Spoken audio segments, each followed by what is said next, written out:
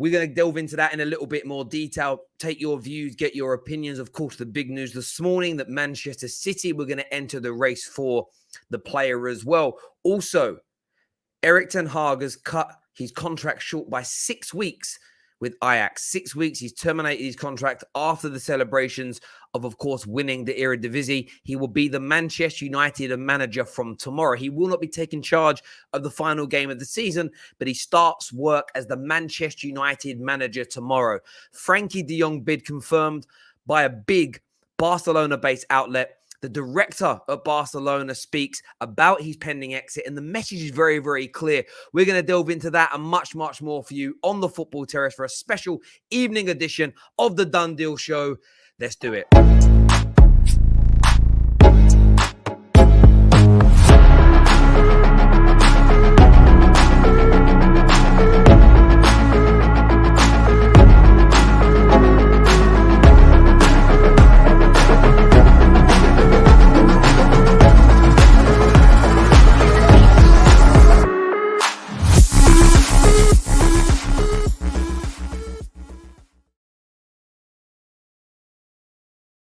Frenkie de Jong to Manchester United, confirmed here by a Barcelona-based outlet that Man United have made a 65 million offer for Frenkie de Jong, according to someone close to the deal. Barcelona are considering it. This was tweeted out yesterday, and over the course of the past 24 hours, this deal seems to have taken a very interesting shape indeed. Fabrizio Romano himself here has quoted the comments here from Almani, the Barca director, who says that we haven't made any decisions on the squad as per the outlet's comment. De Jong is important to us. Of course, we know we are clear about what we need, and also that we are considered by financial fair play. And what's very intriguing about the FFP stance is that is what all the official words from Barcelona are saying. There was a very good journalist earlier on today on the United People's TV who said, and I will quote what he said just outright, just blank, that I'm going to get it up now. It's the wrong comment up in front of me. Bear with me a second. This is what they said. I want to get this word for word. Barcelona president Laporta would instantly sell Frenkie de Jong if he got the right money for him. The money is the consistent theme from nearly every single Spanish-based outlet, Spanish journalist, Spanish transfer expert, or anybody closely connected to Barcelona.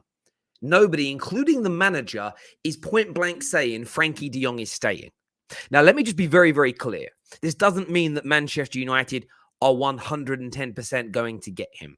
Man City, as we know, are looking at him.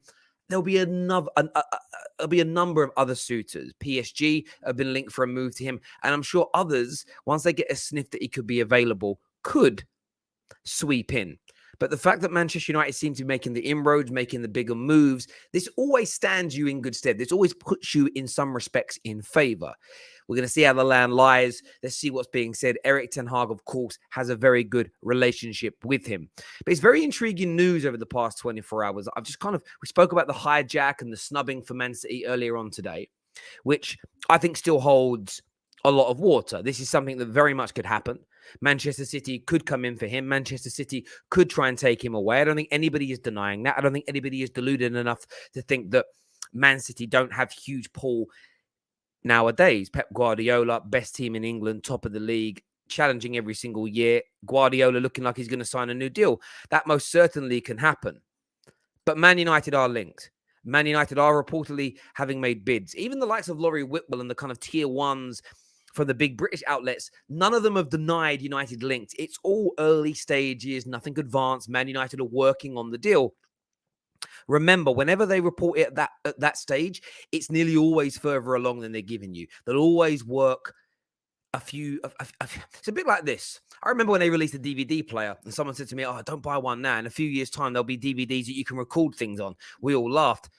18 months later, they came out. Often, technology is almost 2 steps ahead of itself. They release the older models before they release the newer ones. That way, they make more money. It's kind of how transfers are done. Why go to the end result now? Build it up over the course of time, as an example. I get the process. Equally, Man United want to play this down in case it doesn't happen. Indeed, they are rejected. But it feels like Man United's interest is very, very real indeed. And I think with Erik ten Hag looking to join now, cutting his contract short by 6 weeks is absolutely massive. And it's absolutely massive because, one, it tells you he understands the size of this job, the importance of him to deliver. But on top of that, it shows that there's a lot of work to get done. And this doesn't mean the deal's going to happen. I've said that once already on this stream, and I'll say it again. I'll repeat that again for anybody that goes, oh, Terry thinks it's going to happen. But what a statement it would be. Ten Hag joined early. We prepped for this week's game against Palace. I'd love to win the game. I'd love the feel-good factor to be there for a week. Why not? And wouldn't it be amazing from a Man United perspective to pull off a deal of this magnitude, a player of this class, someone who suits exactly what Erik ten Hag needs as a way of saying we are going to do things differently and we're going to start as we mean to go on. It would be a big statement. Of course, the continuation of that excellent approach would have to continue for a prolonged period of time for Man United to even think about getting back to the peak of their powers. But it would be an almighty statement. And I think what's really key to me is when we speak about what and I'll put it up on the screen for you again. And you can be a hater if you want. You can be downbeat about it if you want. It's not what I'm looking at here. What the director here has said, what Matteo has said, is we are clear about what we need. And also that we are conditioned by financial fair play. The absolute lack of rejecting the idea of him leaving. Not that they're confirming he's joining Man United, but they're almost confirming we will let him go for the right money. That's what I'm reading in between these lines. Just to confirm as well here, as you can see, Erik ten Hag will travel to Manchester tomorrow. That came from Mike and the European lad. Their news, as you can see, shared by myself earlier on today, but their news. Go check out both those accounts, by the way. Absolutely phenomenal. Now, I want to get your take on this. I want your thoughts and I want your feelings. We've got a few super chats that have come in. First one, Terry, Jong wasn't in the Barca match squad today, so there may be something in this story. I just found out he was suspended. I was about to say, I read that he was suspended as well. Look, this deal may not be imminent at all. Ten Hag joining tomorrow doesn't mean this is imminent. Man United's bid that's gone in, what you'll probably find, it's one of those unofficial bids that everybody likes to rave on about now, where it's, via an intermediary. Oh, would 65 million euros be enough? Blah, blah, blah, blah, blah. Test things out, see how Barcelona think and feel. Because if the news is that Barcelona are in financial trouble, Man United will try and get the deal done for a cheaper price. Why? Because if they want 60, 75, but you can get it for 65, you're best off saving 10. You're best off saving 10. Why burn it? That extra £10 million could be used to renew two brilliant players' contracts. That £10 million could be used for another player's salary. You always want to save that money. There's no doubt about it at all. Let's get to some more of your comments that are coming through here. United fighting for the Europa League. Yes, Man United are. And we've got to rebuild from that. It's an embarrassing position to be in. And we've got to push back more. Terry Jan Fjortov has reported Lewandowski to Chelsea. That wouldn't surprise me. The agent of Lewandowski is very good friends with Roman Abramovich. It's a deal that Chelsea explored last year. It's a deal that Chelsea inquired about last year. It just wasn't plausible or doable. So that doesn't surprise me that he's linked with Chelsea again this year, with them in dire need of a new striker and with Lewandowski's deal going into its final year. Did my maths work out? Does Erik ten Hag start work tomorrow? Essentially, he does. I'm not sure if he officially starts under contract earning money, but listen, he's already a multi-millionaire without football. His family are very wealthy, brilliant investors, done very, very well for themselves. So he'll start work early. It's a scouting process. I've heard he's going to be in the stadium for the game against Palace and everything else. And it's very much needed. It's very much needed indeed. Erik ten Hag is doing all the right things and making all the right demands. If United could get De Jong and a couple of others, maybe three more, that will be huge. You're absolutely right, VK. You're absolutely right. A player like him plus more is absolutely needed. Hope we get him a top quality player. I hope so as well, Prime, because he's going to need it. If you look at who Man United are essentially up against now in the Premier League, we've got to start rebuilding this squad. I don't expect United to turn this around instantly, but I do expect us to turn this around. I demand that we turn this around. I want us to turn this around, and we've got to fight for it. You have to love this guy already. Ten Hag flies in to start work at Man United tomorrow. Yeah, of course. For me, it's great. Like, he isn't taking a break. It shows he's buzzing. It shows he knows he's got a lot of work to do. Bang on. Let's have a look at some more of these comments coming through here. Every season, rivals say Man United are dead. Why would X, Y, and Z go to United? And every season, pretty much, we sign a player or two that people say we would never sign. Rivals never learn. Yeah, I mean, that's pretty much the case. I mean, it hasn't worked out very well for us, but there we go. Big up, Terry, and everyone in the comments. How you doing, DJ? Hope you're well, my friend. Hope you're doing good. Hope you're doing well. Yes, it was Graham Hunter who covers the League of the Sky. That's who it was on United People's TV. I was watching that earlier on today. I read about it first. Actually, I saw someone tweet about it, so I went and checked it out. Very, very, very good indeed. De Jong isn't going to Man United. He'll refuse. He may refuse. He may refuse. He may refuse and go elsewhere. That could most certainly happen. That's you guessing.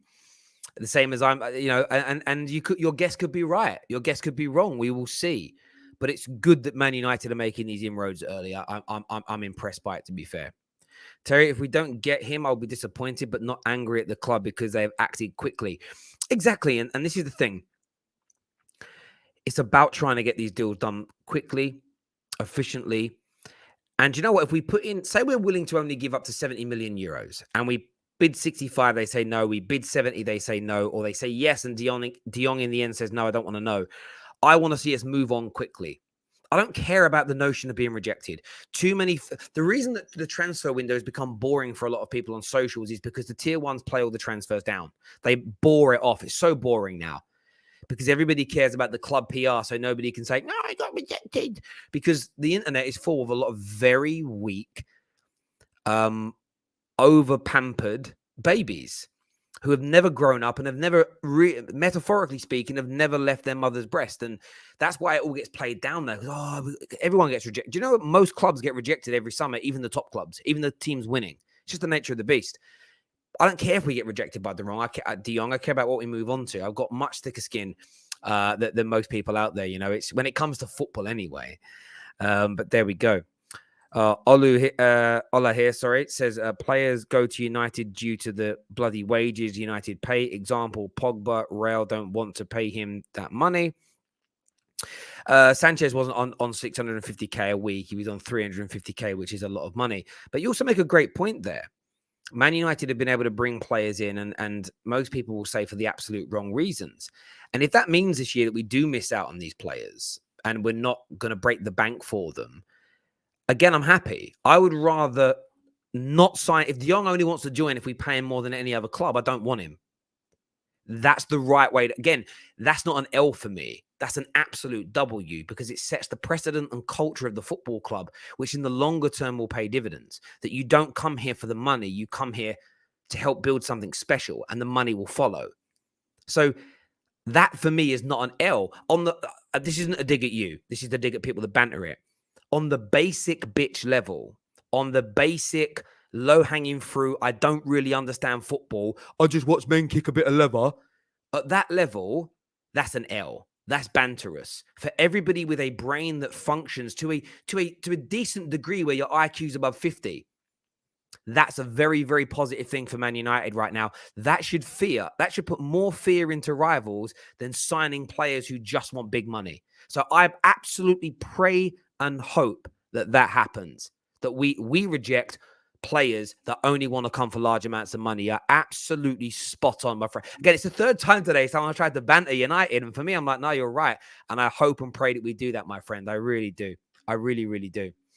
Why would De Jong go from the Champions League to the Europa League?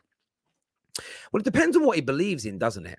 It really depends upon what he believes in, because if he believes that under Ten Hag, they could get themselves back to the peak of their powers, and he's part of that, it's a huge thing to sell to somebody. It really, really is. So it's about the project and what they want to be part of. A lot of players care massively about legacy, what they create, and where they fit in. And he may look at some of the other options that arise and go, well, there's not a clear path into that first team. I don't really want to play that style of football. I don't want to go and live in this particular country or work for this certain manager. So there's a number of factors that could play into it. Personally, I think if a Liverpool, if a Man City came in hard and really wanted him, he would choose them over Man United at this stage. But it doesn't mean United couldn't sign him. but we will see. Someone says Terry's a little salty today. No, bruv, zero salt at all. I agree with all the criticism from Man United's past. You know why I agree with it? Because I've been pretty much the only YouTuber talking about it for 7-8 years. So it's not banter to me. It's like, yeah, I hear you, bruv. 100%. When I learned after about a year how we got Sanchez, I was mortified. You never want that, you know? You want someone to choose you because they want to be with you, not just for the money. Especially not in a footballing sense, because they just pick the money and they don't really want to be there. As soon as that going gets a little bit tough, they're going to down tools because they're not there for the right reasons. And it's very, very important in sport because sport is 85, 90% mentality to me. It really is. But Terry De Jong is already on high wages. Well, that's also, but that's a point to play in, Abdul. And that's a great point you make there. If he's already on, I don't even know what he earns right now. I'm going to Google it. I don't check what people earn because I don't ever think about it. Let's Google it. De Jong wages. What's he on? What, $18 million it says here that he's on. Let's see if I can find it. Yeah, about 13 million pounds is what he's on according to wage indicator. That'll probably vary depending on where you go. That's a fair amount of money. So you're going to have to pay him similar to that. But it's how you structure it. He's also a 24-year-old player, 25-year-old player now, I actually believe. So, yeah, I mean, he's going to be on big wages. But the point I'm making is this. If he's on 300 grand a week now, I'm not even too sure what that equals out at. Let's just put 13.5 million into this here. Divide that by 52, break it down. What's that? So that's £260,000 a week. So that's just, if Man City offer him 260, Liverpool offer him 260, and I'm not suggesting Liverpool in for him. I'm using them as a hypothetical, so chill out, Scousers. They offer him 260, PSG offer 275, and Man United offer 350, 380, then I'm pissed. But we're going to have to offer him in and around what he's earning now because everybody else is. So that isn't a mercenary move. That's being paid the going rate. But there are reports that he's willing to forego 6 million that's still owed to him by Barca. Why 6 million still owed to him? Because you'll find that a lot of those wages are also bonus related as well. And that's what United need to start doing a bit of. Liverpool do that model brilliantly, where you might be on 150 base and it rises to 260 based on the amount of wins, league positions, trophies, etc. And that's a very, very good model to follow. But yes, he's not going to come to Man United for 100 grand a week. He'll be on over 250k a week because he's already earning over that amount and he's good enough to demand it. So yeah, that's a very, very good point being made there. But people won't do that back research first. They'll just go 260 grand a week, not worth it. He's already on it. But there we go. Barca wants 70 million euros for Frenkie. Yeah, and I think he's worth it, to be honest. I think he's worth it. No one is worth 380 a week. Yeah, I was being a little bit kind of exaggerating a little bit with the example, but I think you get what I mean. De Jong here says, De Jong, what a player. He is magical to watch when he's on his game. Once he gets going in a season, he'll be very consistent too. Wish to get him normally. I don't rate players too high, but he suits us, is what Prime believes. Terry, do you rate Phillips? A lot of criticism I see about him. He is that the only criticism I see of him is that he's British, not anything to do with his footballing ability. A lot of United players. Listen, I've done to death the frustration I get about judging people based on an immutable factor. So whether it's their nationality, whether it is their skin color, whether it is their race, religion, whenever I hear someone mention one of those things in there talking about somebody, I switch off from that individual straight away. I have almost zero time to talk to anybody. Someone that doesn't want to sign a player because he's French, someone that doesn't want to sign a player because he is black, someone that doesn't want to sign a player because he is English or British, someone that doesn't want to sign a player because he's ginger, somebody that doesn't want to sign a player because of the God that he prays to. Everybody that thinks like that is a very nasty, horrible, and borderline evil person. You should block, move on, and get away from anybody that's like that, my friend, because they are not good at all. Judging somebody based on an immutable factor that they have zero control over, even judging people based on what other people say about that person's weird to me. Like, I don't judge Paul Pogba by the fact that some journalists don't like him. That'd be weird. Yeah, I don't like Pogba. Why? Because Graham Souness don't. Imagine having that small a brain. That you're imagine your brain is that small. Can you? I mean, in fairness, I have sympathy for people like that because that is. It must be horrible. It's not even. It can't be horrible though because the brain is so small. They don't know it's that small. They just think that's how everybody is. I suppose it's one of them ones there, my friend. But yeah, anyone that does that. So whenever I see that kind of talk, I don't tell anyone I do it because I don't want to make a big song and dance. But I just mute and/or block every single person that talks about immutables. I really do. It's boring conversation. It really, really is. What about black gingers? All right, bro. Yeah, any immutable, like I said. Any immutable, like I said. There we go. As a United fan this season, worse than ever. I don't quite know what you mean there, Jay, but thank you for the comment, my friend. In terms of Phillips, though, as the original comment said, yeah, I think he's really talented. How good is he? I don't know. Bielsa's system for me was chaotic and crazy that left everybody on that field of play exposed at times. I would love to see Calvin Phillips in a better team, better structure, better quality players around him. I think he could raise his game up. I do. There's a player in there. There is certainly a technically gifted football player in there. I just hope for his sake that he's the right type of person that gets on side with the mob. Do you know what I mean? If he's the right type of person, he'll get on side with the mob. He'll be okay. You kind of need the mob support, really. That's what you need. Maguire and Rashford won't last pre-season training. Well, nobody knows this yet. I'm remaining very open-minded.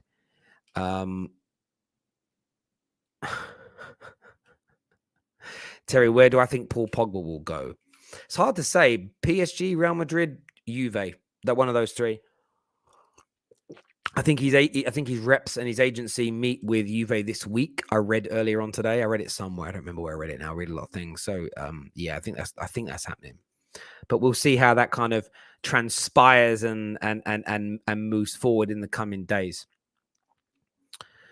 Rashford, Maguire, Shaw, Wan-Bissaka, Bruno need to go if we want to move forward. These guys are not the solution to the problem. Listen, that you're very entitled to that opinion. I'm telling you that you're going to see at least 3 of those players continue on with Man United for the next few years under Ten Hag, because as the squad is rotated and moved forward, some of those guys will be kept on because they are good enough even to be used as backups if the new signings this summer are very, very good.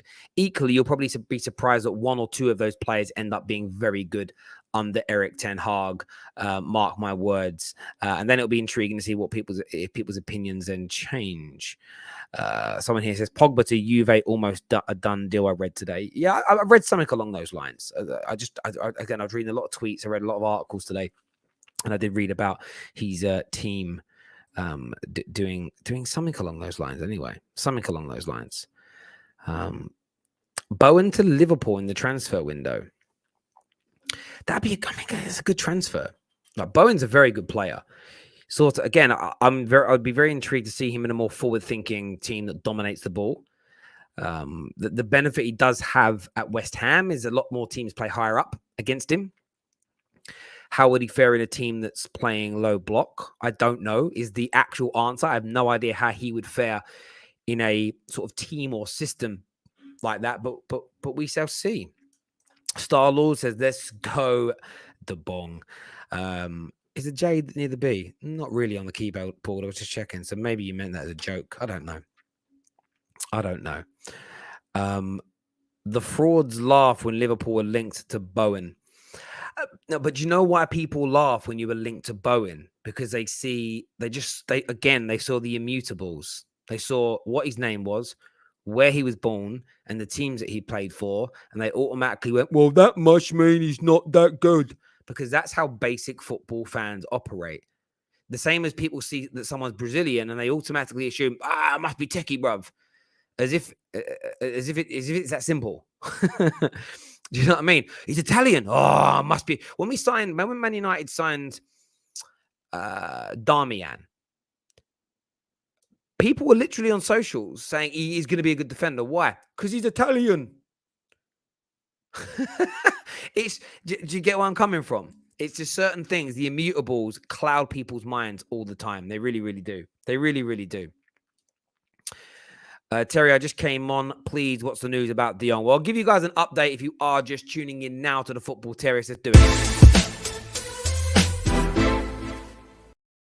So Frenkie de Jong, a bid has reportedly been made of 65 million euros for Frenkie de Jong, according to someone close to the deal. This was shared late yesterday evening by a credible outlet, very well connected to Barcelona, based out of the city as well. This has been firmed up further today after the director here, Matteo Almani, said that we are clear about what we need, but also that we are conditioned by financial fair play.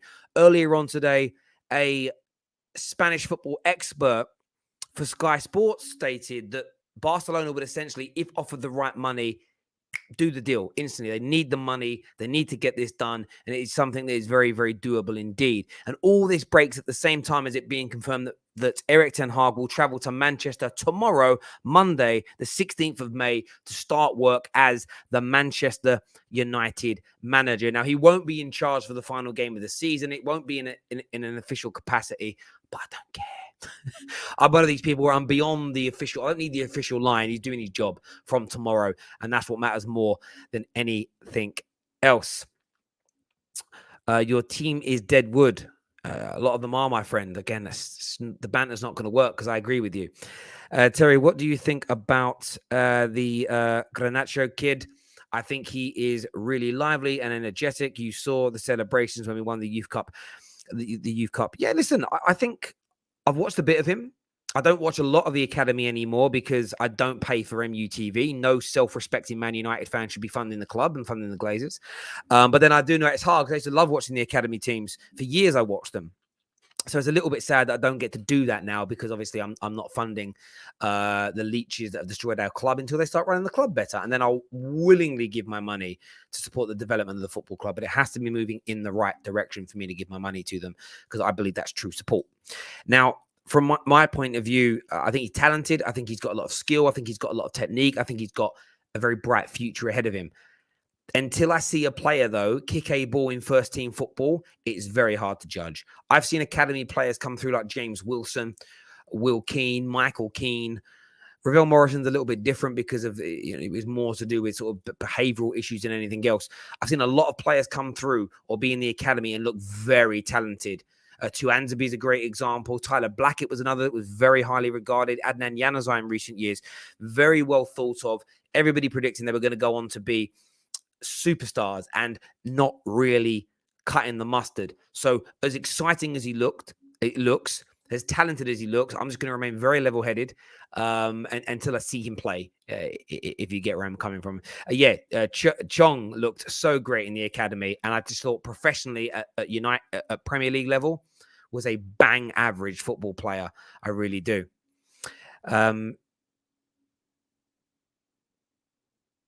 It's easy to stream them, Terry. No excuses. Look, I don't do that either. I don't really stream stuff like that. It's not really what I do. But I hear you, my guy. Just watching United games is supporting the Glazers. No, I disagree. But I have to do it for a job. But there we go. And no payment is made by me. That was one thing that I can assure you. Terry, what do you think about the Kante rumors? Yeah, I spoke about this morning. I think they are nonsense, and I think they're nonsense. Kiko Makeda, he was another. Kiko Makeda, legitimately, he was one of the most natural born finishers I've ever seen in my life at academy level. And his first two games, I thought, wow, we've cracked it. Jeez, the drop-off was mad. Absolutely mad. There was a comment here that says, Terry, do you think that Rashford will ever get back to his best? I hope so. Marcus Rashford at his best for Manchester United is huge. It's massive because he 2 years running, he scored over 20 goals. GA combined, I think, well into the 30s. That's strong outputs. And those outputs win you games. Those outputs win you points. Will he do it? I'm not sure. I'm really not sure because he looks so devoid of confidence. He looks so devoid of ideas. And Rashford may end up being one of the players who's almost like a sacrificial lamb to say that nobody here is safe. And maybe that's going to happen. Now, I want every player that stays to get to their absolute maximum best and deliver for Man United. I have no favourites in that regard because Man United being brilliant again is the only thing I really care about as the end result. But I still think, as everyone knows, I think there's a player in there. A lot of people disagree. I'm not going to yield on my thoughts as of now.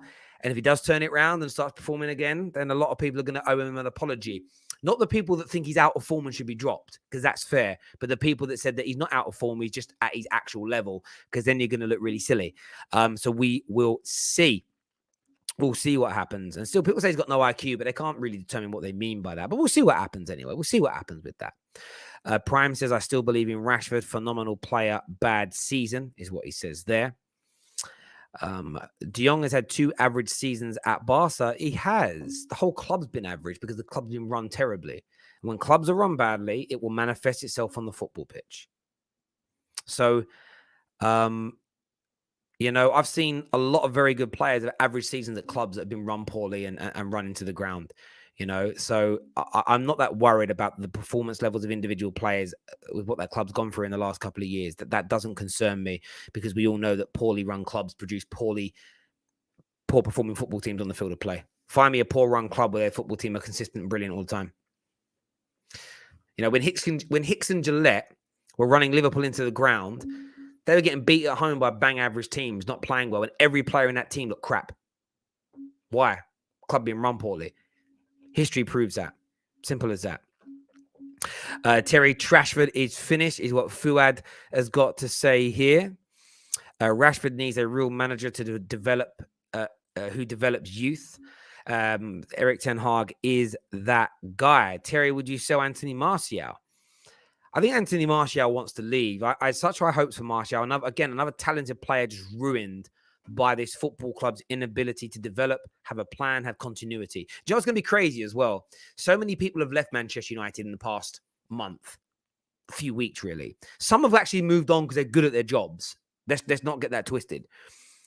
But there's a big clear out. Lots of new faces coming in, new coaching team, new manager, new people making the football decisions, running the transfer element.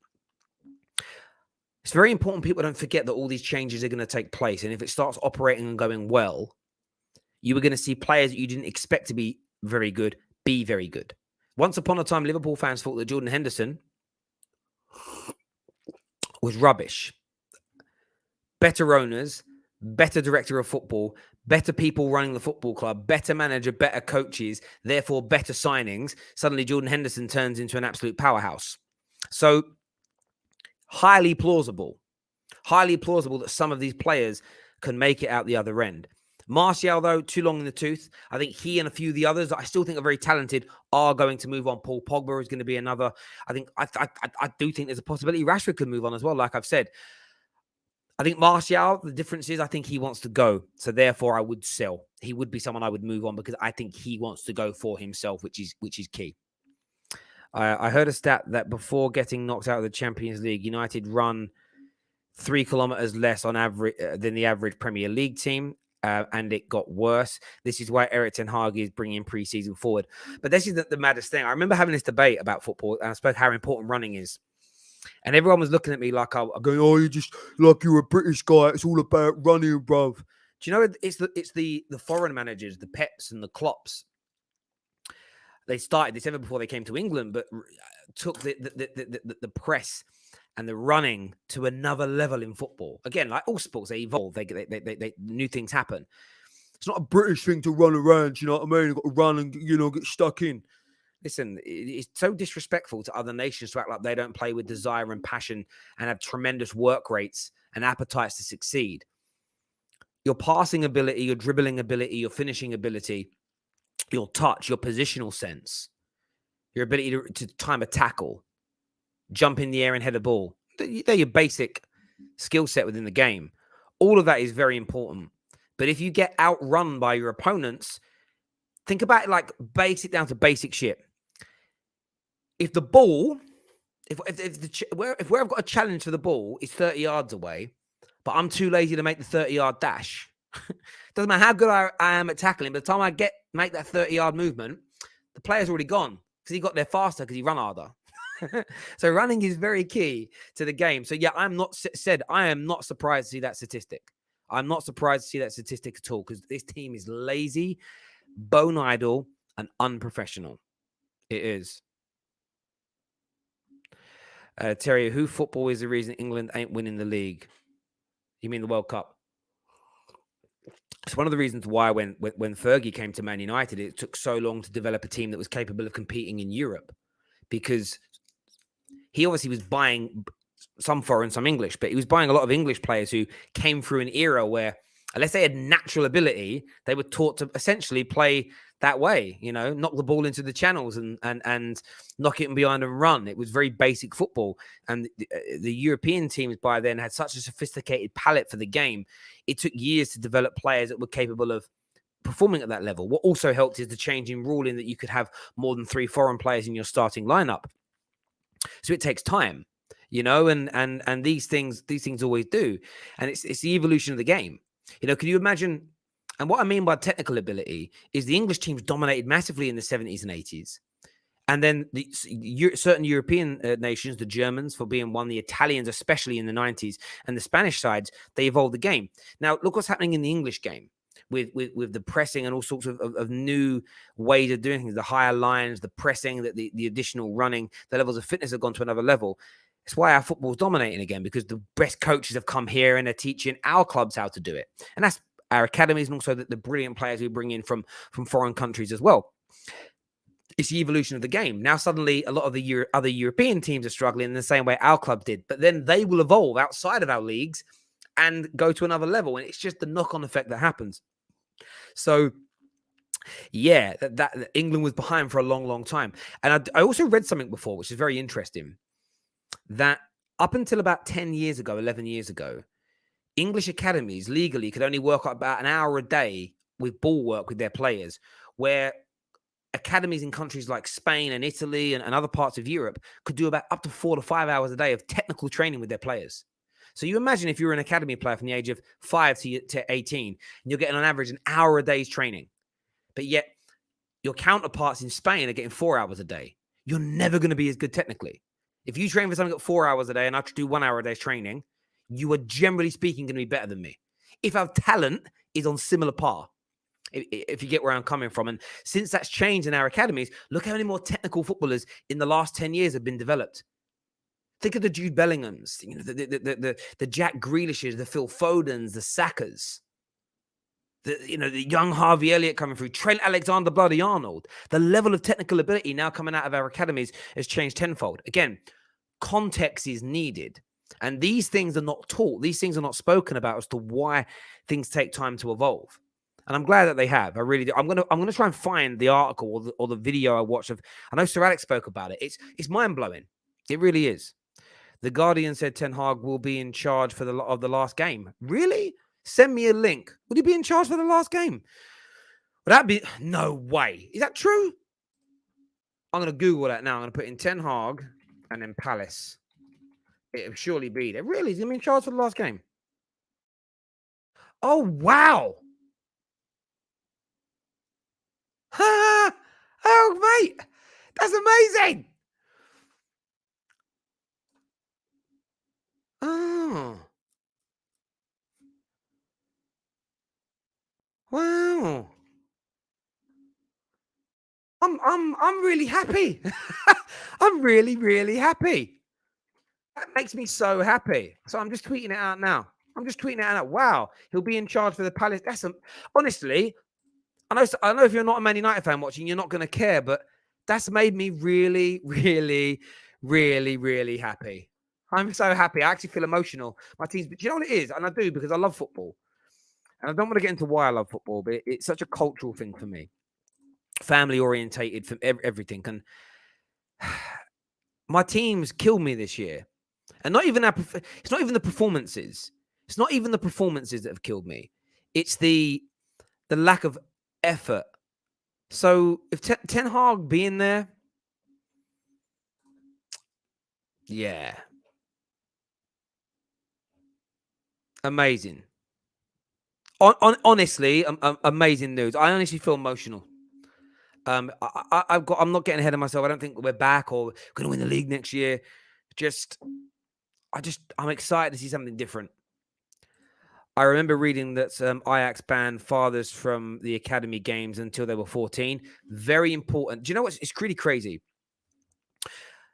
Do you know one thing that kills technical ability in England? Sunday league football. Think about Sunday league football for a minute. You could have a kid from the age of 5, 6 until he's, say, 14 when he gets picked up by an academy, getting coached by an unqualified person. That wouldn't happen in any. You wouldn't just have some random dad or mum that's never done any boxing start a boxing gym, start a karate club, teach tennis. But yet in football, we just let George's dad does it. It's mental. Sunday league football, I would ban all Sunday league football and just let kids. I'd organise football to be played, but just so kids could naturally hone in on their skills. I'd get rid of a lot of the. I'd make more football pitches. Do you know what I do? I fill them up with sand. Make these kids play on sand barefoot. So it's what they do in other parts of the world. They're pretty good, aren't they? Street ball. We need more street ballers. More street ballers. De Jong hasn't been great for Barca, but he was absolutely amazing for Holland in the Euros. So can't judge him purely on Barca.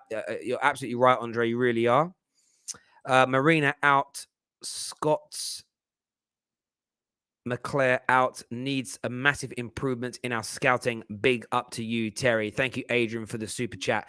I really appreciate that, my friend. I do. Oh, again, like I said, I don't even know how I feel.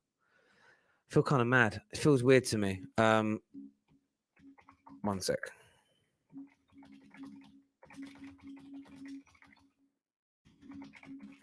But there we go. So I'm just updating something. Sorry, I apologize. It's just easier for me to take a second and do it. But there we go. Oh, the news is going to be this much credit. Hi, mate. I don't know how we drawed versus City. Mate, you did well. West Ham did well today. They did well overall. For them, a big shame they didn't win, but yeah. It's gonna be crazy. But there we go. Listen, I really appreciate everyone who's tuned in tonight. I really do. Back tomorrow, fan channel review in the morning, top 6 show in the afternoon, Arsenal Newcastle match reaction in the evening. It's going to be a big day. So make sure you stay with the Football Terrace. Please subscribe to our notification group so that you don't miss any of our live streams. We put all the links into that on Telegram. The link is in our description below, so please go and check it out. But until next time, my people, take care.